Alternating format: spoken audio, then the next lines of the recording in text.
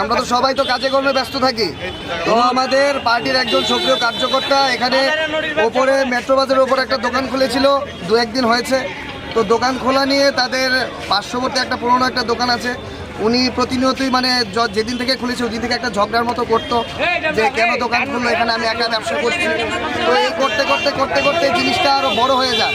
তো আজকে যে প্রণব পোদ্দার যাকে মারা হয়েছে, ওনার যে স্টাফরা আছে, স্টাফরা নিচ দিয়ে যাচ্ছিল, তখন ওই দোকানের স্টাফেরা ওদের উল্টাপাল্টা কথা বলে।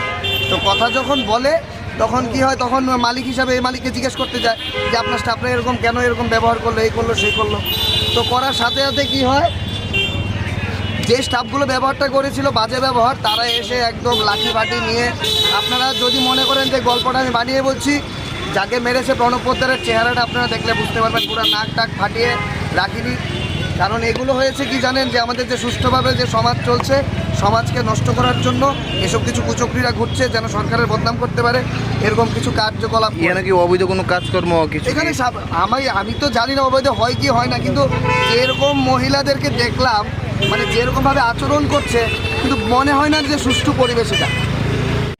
আজকে আধা ঘন্টা আগে আমাদের কাছে একটা রিপোর্ট আসে যে মেট্রো বাজার মধ্যে একটা মারামারি একটা হয়েছে শোনা যাচ্ছে।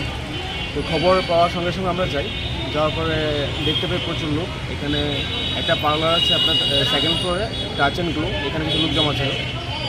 তারপর জানতে পারি যে টাচ অ্যান্ড গ্লো একটা স্টাফের সঙ্গে নিচে একটা ফার্স্ট ফ্লোরে একটা স্টাফ, এই পার্লার, নতুন পার্লার ওপেন হয়েছে, এটার মালিক বিজয় পোদ্দারের সঙ্গে একটা তাদের পার্সোনাল কোনো ইস্যু নিয়ে একটা ঝগড়াঝাটি হয়েছে।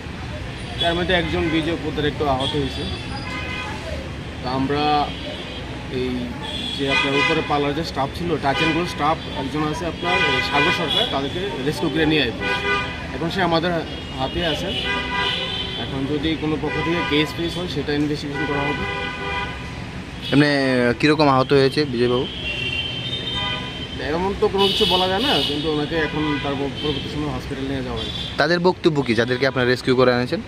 তাদের বক্তব্য হলো এখানে একটা তাদের বার্থডে পার্টি প্রোগ্রাম করছিল না টাচ অ্যান্ড গ্লোর মালিকের। তো ওই সময়ে তারা কিছু ফুল ছড়িয়েছিল আপনার সিঁড়িতে, এগুলি নিয়ে একটা তাদের মধ্যে কথাবার্তা হয়। নিচের পার্লারের যে মালিক বিজয় পোদ্দারের সঙ্গে ওই স্টাফের একটা কথাবার্তা হয়, তারপরে তাদের মধ্যে হাতাহাতি হয়। এর মধ্যে বিজয় পোদ্দার একটু আহত হয়েছে, এতটুকু আমাদের কাছে ইনফরমেশন। বাকি তদন্ত করলে বা ইনভেস্টিগেশন হলে সেটা জানা যাবে। Thank you.